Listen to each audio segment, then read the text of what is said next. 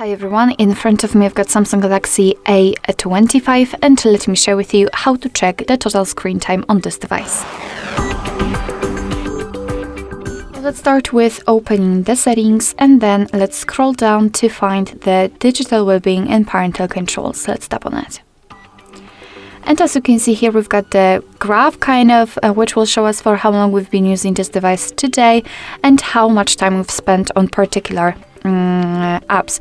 We can tap on the app to open this dashboard, which will show you in which hours you've been using the app, and you can tap on this weekly option and check and compare particular days of the week.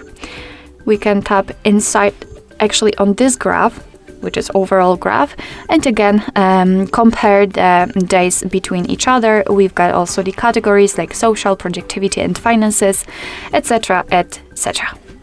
Alright, so that will be all. Thank you so much for watching. I hope that this video was helpful, and if it was, please hit the subscribe button and leave the thumbs up.